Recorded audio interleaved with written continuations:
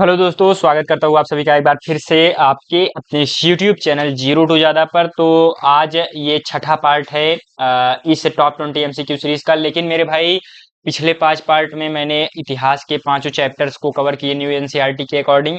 अब छठा जो पार्ट है उसमें अब पहला अध्याय स्टार्ट होगा भूगोल का। भूगोल में मेरे भाई जो है टोटल 7 चैप्टर हैं। तो 7 चैप्टर्स को कवर करना है, हम 7 वीडियो में कवर करेंगे इसको। तो पहला जो है अध्याय जिसका नाम है संसाधन एवं विकास। तो यहाँ पर संसाधन किसे कहते हैं, पहला सवाल है। बहुत ही बेसिक और आसान सवाल है, आप इसका जवाब दें। केवल प्राकृतिक वस्तुएं, केवल मानव निर्मित वस्तुएं, वे सब वस्तुएं जो मानव की उपयोगिता बढ़ाएं, या केवल ऊर्जा स्रोत। तो मेरे भाई इसका आंसर क्या होगा, जल्दी से आप दें इसका जवाब। तो इसका जो है आंसर आज आपका हो जाएगा सी, वे सब वस्तुएं जो मानव की उपयोगिता बढ़ाएं। ठीक है, तो पहले का सी आंसर करेक्ट हो जाएगा। उसके बाद दूसरे सवाल पर आते हैं। दूसरे में संसाधन के प्रमुख प्रकार कितने हैं? 2, 3, 4 या 5, आपने आंसर देख ही लिया होगा। तो मेरे भाई 4 प्रकार हैं। आप यहाँ पर देख लीजिए, उसके मतलब ब्रैकेट में मैंने लिख भी दिया है, प्राकृतिक, मानव निर्मित, मानव और संभावित। 4 प्रकार के संसाधन होते हैं। ठीक है, उसके बाद तीसरे पार्ट पर आते हैं। तो प्राकृतिक संसाधन किसे कहते हैं? जो प्रकृति से प्राप्त हो, जो मानव बनाए, जो मशीन से बने, जो कृत्रिम हो। तो मेरे भाई नाम में यह है प्राकृतिक संसाधन, तो जो प्रकृति से प्राप्त हो, ये ऑप्शन करेक्ट हो जाएगा आपका। उसके बाद चौथे सवाल पर आते हैं। संसाधन का वर्गीकरण किस आधार पर किया जाता है? उत्पत्ति, विकास, स्वामित्व, वितरण, रंग रूप उपयोग, मूल्य, परिणाम, उत्पादन, बाजार मांग, उपयोग। ABCD में से कौन सा ऑप्शन करेक्ट होगा? आपके पास 5 सेकंड है, सोच समझ कर इसका जवाब दीजिए। संसाधन का वर्गीकरण तो मेरे भाई उत्पत्ति, विकास, स्वामित्व व वितरण के आधार पर किया जाता है। ठीक है मेरे भाई, ये ऑप्शन करेक्ट हो जाएगा। नवीकरणीय संसाधन कौन से हैं? मेरे भाई इस चैप्टर से 2, 3 सवाल आराम से आता है, पक्का आएगा।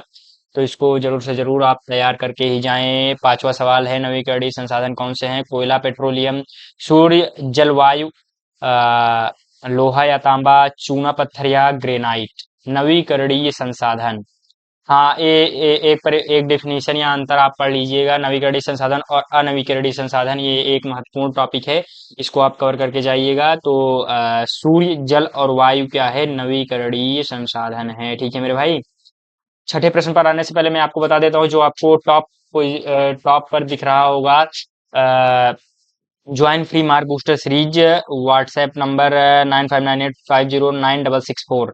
तो मेरे भाई इस पर आप हैशटैग मार्क बूस्टर सीरीज लिख करके अगर मुझे आप सेंड करते हैं, तो मैं आपको इस जो है मार्क बूस्टर सीरीज में ज्वाइन कर दूंगा।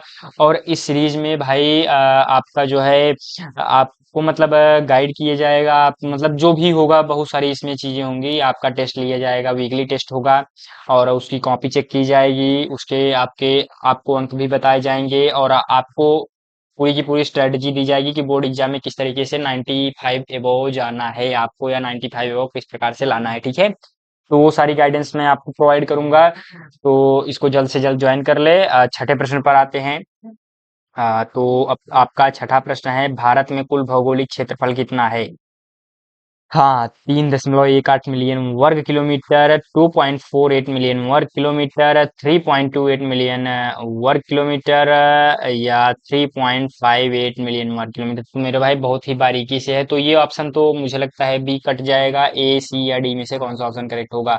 तो सी ऑप्शन करेक्ट होगा, 3.28। ठीक है मेरे भाई, इसको याद रखना, 3.28 मिलियन वर्ग किलोमीटर।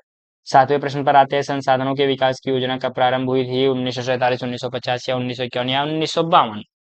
तो संसाधनों के विकास की योजना जो है 1951, प्रथम पंचवर्षीय योजना। ठीक है, 1951 सी ऑप्शन करेक्ट हो जाएगा। आठवें प्रश्न पर आते हैं। संसाधनों का सतत उपयोग क्या है? केवल वर्तमान पीढ़ी के लिए उपयोग, केवल भविष्य के लिए बचाना, वर्तमान और भविष्य दोनों पीढ़ियों के लिए संतुलित उपयोग, संसाधनों का अधिकतम दोहन। तो सी ऑप्शन आपको लग रहा होगा करेक्ट होगा। सतत उपयोग यही है कि वर्तमान और भविष्य दोनों को ध्यान में रखा जाए, सतत पोषणीय विकास। और असतत पोषणीय विकास क्या होता है? असतत पोषणीय विकास वो होता है कि केवल अपने ऊपर ध्यान देना, भविष्य की चीजों पर ध्यान न देना, कि भविष्य में हमें संसाधनों का ज्यादा से ज्यादा दोहन करना है, भविष्य में मुझे कुछ नहीं बचा करके रखना है। इस प्रकार के मतलब इस प्रकार की विचारधारा के लोग होते हैं। ठीक है।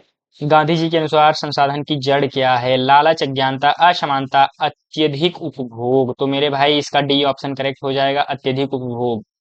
संसाधन की जड़ क्या है? अत्यधिक उपभोग। ठीक है।